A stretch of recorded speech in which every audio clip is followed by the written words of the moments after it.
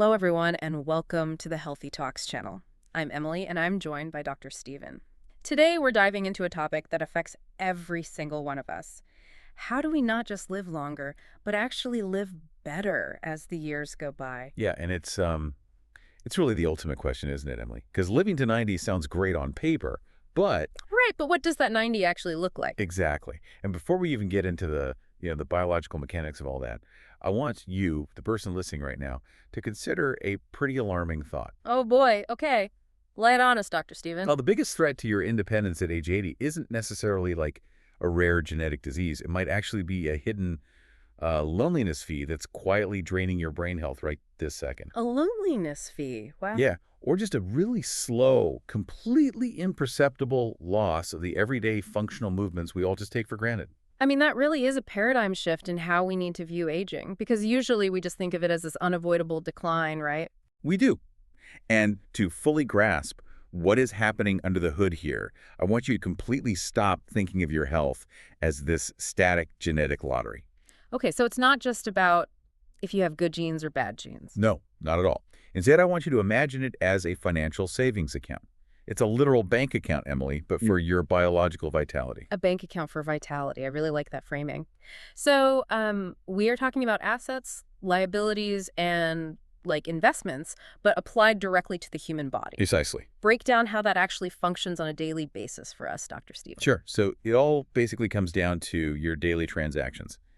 Every single healthy habit you practice today, whether that is, taking a brisk walk or eating a meal that's really rich in antioxidants, or honestly, even simply having a meaningful conversation with your neighbor. That's a deposit. Exactly. That is a physiological deposit into this account. And the entire purpose of making these deposits isn't just to hoard your health for the sake of, like, a high score. Right, you're not just saving money to look at the numbers.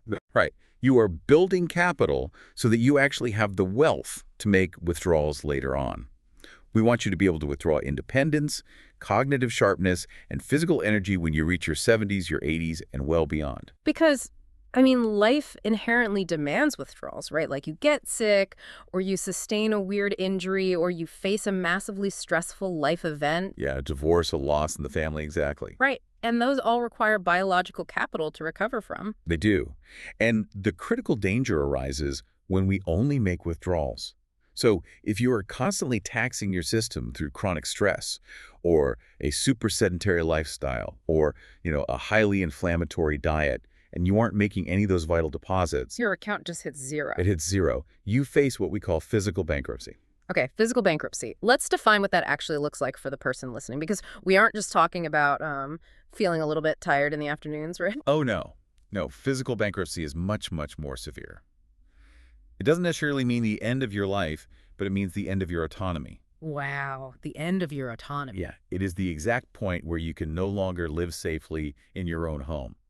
It's when just the simple act of standing up from a chair or maybe navigating a single step on a porch becomes this catastrophic fall risk. You just lose the physical capability to do the things that actually bring you joy. Exactly, Emily. And then your living situation is forcibly changed by your physical limitations. That is a deeply, deeply unsettling reality, Dr. Steven. But I think it perfectly brings us to the core mission of our deep dive today. Let's get into it. We are going to explore the fundamental mechanisms of making these strong daily deposits into our health accounts. But before we get into the everyday biological habits, I need to push back on something here. Sure, go for it.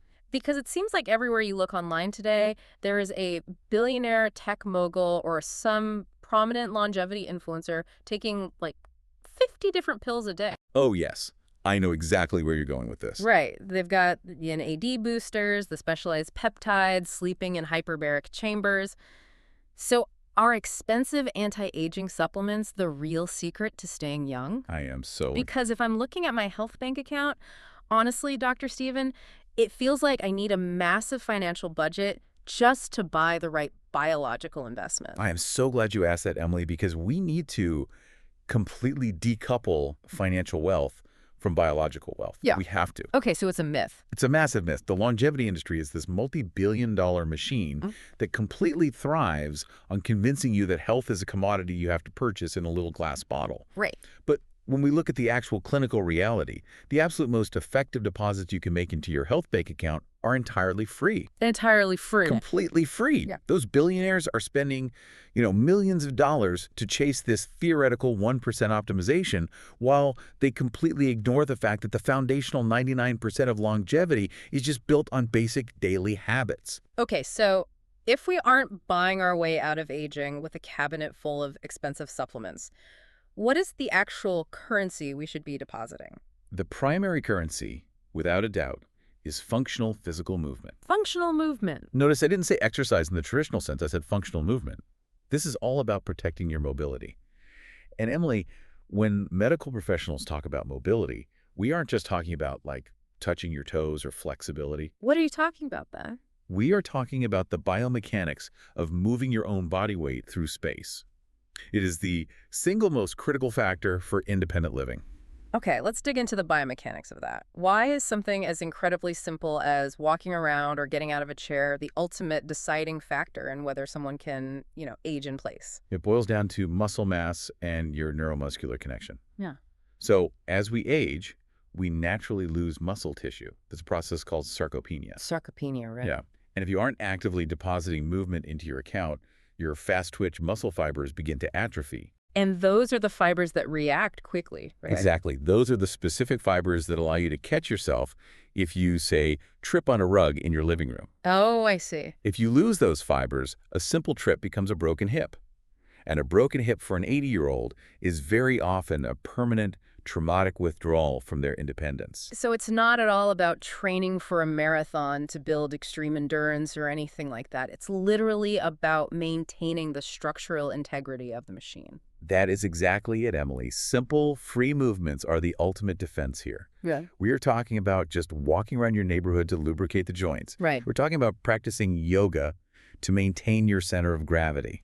Gardening, doing housework, water aerobics, or even Tai Chi. Because all of those force you to balance. Right. They force your brain to coordinate with your muscles, maintaining that balance. And the return on investment there is systemic. Well, this kind of functional movement doesn't just prevent falls. It physically metabolizes stress hormones out of your system. It enhances the architecture of your deep sleep.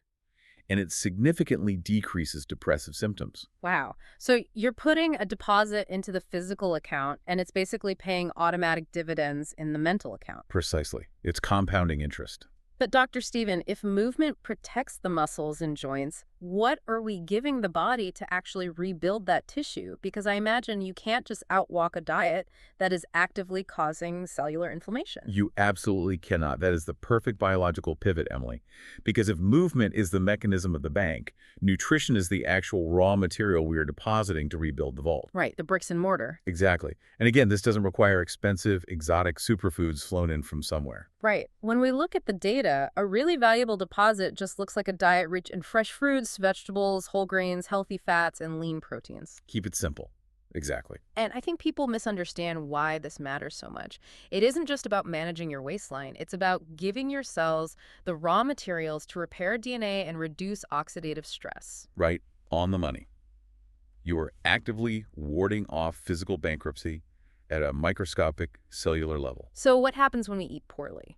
Well, high-sugar, highly processed foods create a state of chronic inflammation, which essentially acts as rust inside your blood vessels. Rust in the blood vessels, that paints a picture. It does. By eating whole foods, you are actively clearing out that rust. You are strengthening your bones, you're supporting your muscle synthesis, and you are actively lowering the risk of massive systemic failures. Things like heart disease, high blood pressure, type 2 diabetes. All of them, yes. And, for those listening who might feel totally overwhelmed by the biology of nutrition, because it can be a lot, this is where a registered dietitian becomes incredibly valuable. Oh, immensely valuable. Because they aren't there to shame you or just hand you a restrictive meal plan. They basically act like a biological financial advisor. I love that analogy. Right. They look at your specific lab results and help you create a realistic portfolio of foods to manage disease and reach your longevity goals. I couldn't agree more, Emily. A dietitian can tailor those deposits to your specific metabolic needs. So we have functional movement and anti-inflammatory nutrition as our solid physical foundation. The body is taken care of. Right. But Emily, having a body that can perfectly walk up the stairs is completely useless if the brain doesn't remember where the stairs lead. Oh, wow. Yeah, that is the terrifying other half of the equation, Dr. Stephen. Because avoiding physical bankruptcy just means your body can get around what keeps the mind sharp. That is the big question. It turns out that our brains require their own very specific types of deposits. We can kind of think of this as our cognitive mutual fund. A cognitive mutual fund. Okay, I like that. And the health of this fund isn't just about, doing Sudoku or crossword puzzles alone in your room. It is driven heavily by our social and emotional environments. Yes, and this is where the neuroscience gets truly fascinating.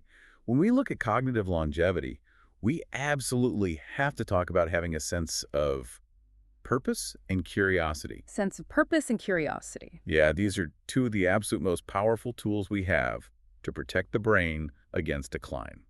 Wait, a sense of purpose. I mean, that sounds very poetic, Dr. Stephen, but what is the actual biological mechanism there? How does having a quote-unquote purpose stop your neurons from degrading? It's a great question, Emily, because it sounds fluffy, but it's not.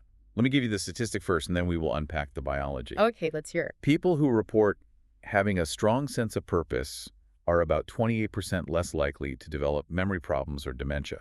Wait, let me just stop you right there. 28%. 28%. If a pharmaceutical company created a pill that reduced dementia risk by nearly 30%, it would be $1 trillion drug. Oh, it would be the biggest story in the world. It would be mandated by health insurance. It absolutely would be. Mm, But, you cannot patent sense of purpose. right. The reason it works biologically really comes down to neuroplasticity and what we call cognitive reserve. Cognitive reserve, what is that? Well, when you fuel your curiosity, whether that is exploring a really complex hobby or trying to master a new language or even actively mentoring someone younger in your profession, you are forcing your brain to work hard. Okay. And this effort physically builds new synaptic connections between your neurons. Oh, I see. So you are basically building alternative highways in the brain. Exactly, Emily. That is the perfect way to visualize it. If a disease like Alzheimer's starts to form, amyloid plaques that block a certain neural pathway, Which is like a roadblock. exactly, a roadblock. Hmm. Well, a brain with high cognitive reserve, a brain that has been constantly stimulated by purpose and learning, has a dozen alternate routes already built to bypass that damage. That is incredible. You maintain your cognitive function much longer simply because your brain has a thicker, more robust network. So devoting time to your family, giving back through philanthropy, setting personal goals, these are massive structural deposits into your cognitive mutual fund. That makes so much sense. And it perfectly leads into the next critical piece of the cognitive puzzle, because purpose almost always involves interacting with other people. It does. We are social creatures. Which brings us to interpersonal connection and, more specifically, the absolute danger of isolation. Yes. And Emily, we need to completely reframe how we view loneliness as a society. How do you mean? Well, when you don't interact with others regularly, you begin to experience prolonged loneliness. And we have to stop thinking of loneliness as just a sad emotional state. Right. It's not just feeling bummed out on a Friday night. No. Prolonged loneliness is a measurable physiological hazard. It actually triggers a chronic stress response in the body that causes cognitive decline. It is directly linked to a higher risk of dementia. Thinking about our bank account analogy, Dr. Stephen, if functional movement and eating well are your regular healthy deposits, social isolation is like a slow leak. It's a hidden fee on your account. Oh, a hidden fee. I really like that framing. Yeah. Unpack how that operates biologically for us. Well, think about a standard bank account. You don't get a monthly statement in the mail alerting you that a loneliness fee has been deducted from your brain health, right? There's no alert on your phone. It happens quietly.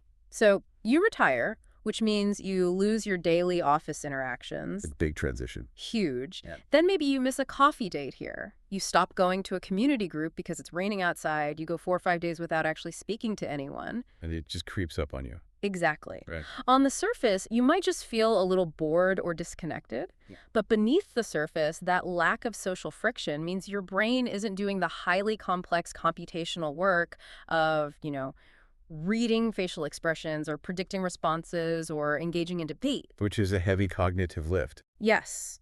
So that isolation is quietly draining your cognitive reserves over time without you even realizing it. That is a brilliant analogy, Emily. It slowly, quietly erodes the principal balance of your cognitive wealth. Right. And, from an evolutionary standpoint, human beings are tribal. When our ancestors were separated from the tribe, they were in mortal danger. Oh, they were out in the wild alone. Exactly. So biologically, when you are isolated internally, your brain perceives it as an actual physical threat. It keeps your nervous system in this low-grade state of fight or flight, which is exhausting and, frankly, toxic to the brain over a period of years. Wow. Right. And the only way to stop that leak, to get the bank to waive that hidden fee, is to actively manufacture connection. You have to seek it out. Joining a club, volunteering at an animal shelter, taking a pottery class, or just committing to regular phone calls with your friends, it stops the drain and gives you that cognitive friction necessary to keep the brain engaged. Absolutely. But Emily, here is the harsh reality we have to face. Even if you are making all these great deposits you are walking daily. You are eating a beautiful Mediterranean diet. You are mentoring young people, and you are staying highly spurred. Social biology still happens. It does. Our bodies change no matter what. Exactly. Even the most careful savers occasionally get hit with unexpected taxes or biological penalties. So true. And to protect the massive investment we've built, we have to actively monitor our accounts. We have to audit them. Auditing the account. I like it. This means paying strict attention to mental health and regular medical maintenance, because the biological reality of aging brings a very specific shift in our hormones that we absolutely have to manage. Are you talking about cortisol? I am, yes. Cortisol is the primary hormone your body produces when you are stressed. The stress hormone. Right. And it's an essential chemical for survival, it really is. But here is the crucial biological shift that happens as we age. After middle age, our baseline levels of cortisol naturally drift upward. Wait, naturally. So older adults are walking around with higher internal stress levels, just biologically speaking, regardless of what is happening in their actual life. Exactly, Emily. Your physiological baseline is just inherently more stressed. Wow. And chronically elevated cortisol is incredibly destructive. It actually crosses the blood-brain barrier and can cause atrophy in the hippocampus, which is the memory center of the brain. Oh my gosh. Yeah. High cortisol also physically manifests as worsening gastrointestinal issues, chronic headaches, and really severe disruptions to your sleep architecture. Which means managing stress through, breath work, meditation, or just activities that bring you genuine joy is no longer just a nice luxury as you age. No, it's not a luxury at all. It is a strict biological necessity to manage that cortisol inflation. But Dr. Stephen, let me challenge a really common misconception here, because I hear this all the time. People, especially older adults, will say, well, my joints hurt, my friends are passing away, I don't have the energy I used to, of course I'm feeling down. That's just a normal part of getting older. Emily, I am so glad you brought that up, because we need to dismantle that dangerous myth immediately. Let's do Let it. me state this as clearly as possible to everyone listening. Depression is never a normal part of aging. Never. Never. It is a highly treatable medical condition, not a life stage. But why is it so often ignored or just brushed aside in older populations? Because depression in geriatric populations acts like a chameleon. A chameleon? Yeah.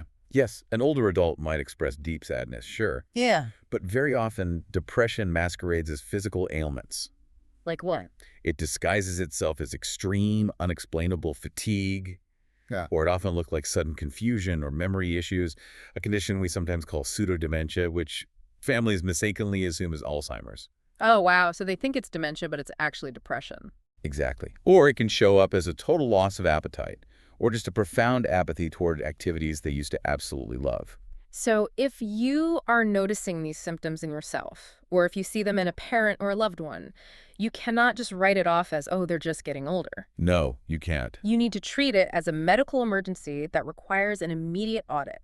100%. You need to talk to a primary care provider. Yeah. And Emily, I want to pause here to explicitly share a really vital resource for anyone listening who might be in the middle of a crisis right now. Please do. If you are struggling with your mental health, if you are having thoughts of suicide, or if you simply feel totally overwhelmed and need to talk to someone, you can call or text 988. That is the National 988 Suicide and Crisis Lifeline, correct? Yes. Call, text, or chat online at 988. It is entirely free, it's completely confidential, and it is staffed 24 hours a day, 7 days a week. That's amazing. And for our veterans listening, there is a dedicated line for you. Just dial 988 and then press 1. Just press 1. Right.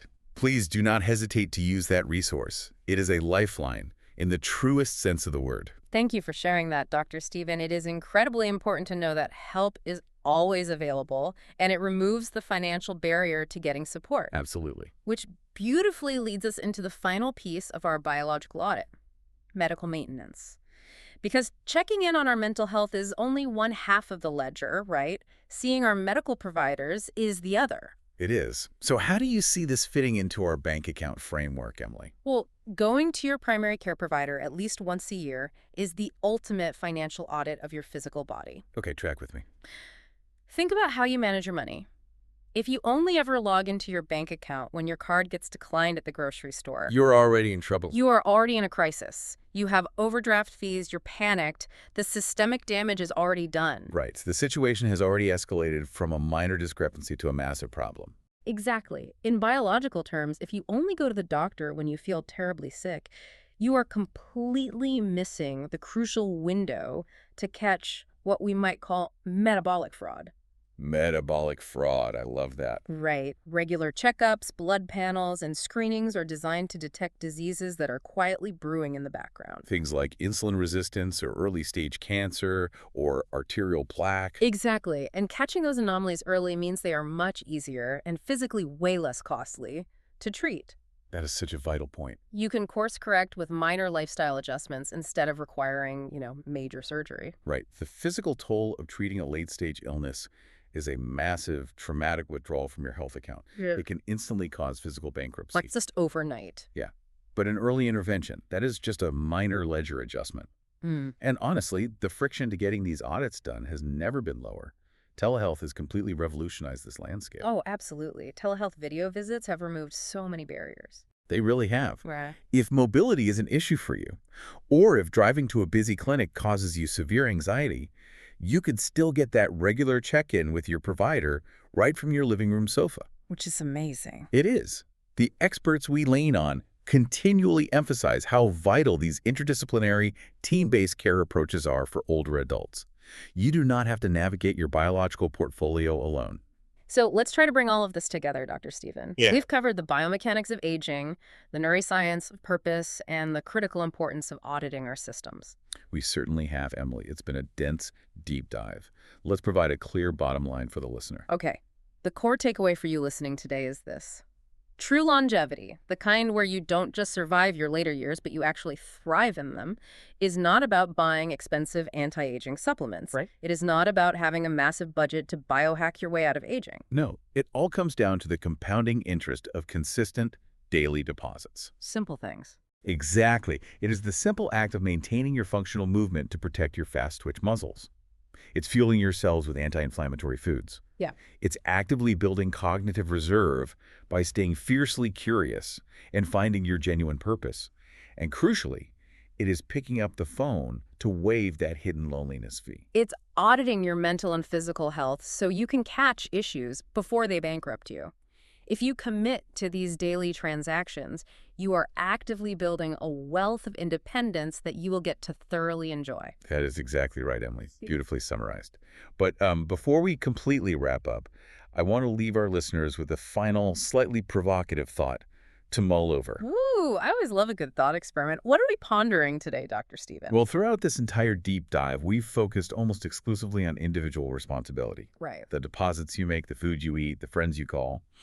But if our personal biological wealth is built on regular social connections and safe daily functional movement, how does the physical design of our cities and towns impact our wealth? Oh, wow. That is fascinating. You mean like the actual infrastructure around us? Exactly. Think about your own neighborhood right now. Look out your window. Is your community physically designed to help older adults easily make these daily deposits? That's a great question. Are there safe, even well-lit sidewalks for that necessary daily walk? Are there public parks or community gardens or just town squares where natural social collisions happen to fight off isolation? Or is your neighborhood designed entirely around the automobile? Because if an 80-year-old shouldn't be driving anymore and there's no walkable infrastructure, we are effectively forcing them into strict isolation. Wow. Dr. Stephen, that completely changes the perspective. It forces you to look at city planning and zoning laws as profound public health issues. They really are. Because if the bank is physically inaccessible, the citizen literally cannot make the deposit, no matter how much they want to. We might be building environments that essentially mandate physical bankruptcy. Precisely. Are we building communities that act as thriving economic centers for our health, or are we building isolating fortresses? It is something we all need to seriously consider as we vote and advocate for the spaces we live in. That is an incredibly powerful macro level note to end on. Thank you so much, Dr. Stephen, for breaking down the biology and the big picture with us today. It was a pleasure, Emily. And most importantly, thank you for joining us on this deep dive on the Healthy Talks channel. We hope you feel empowered, deeply informed, and ready to go make a deposit into your health account today. Go stand up from that chair, call a friend, and invest in your vibrant future. We'll catch you next time.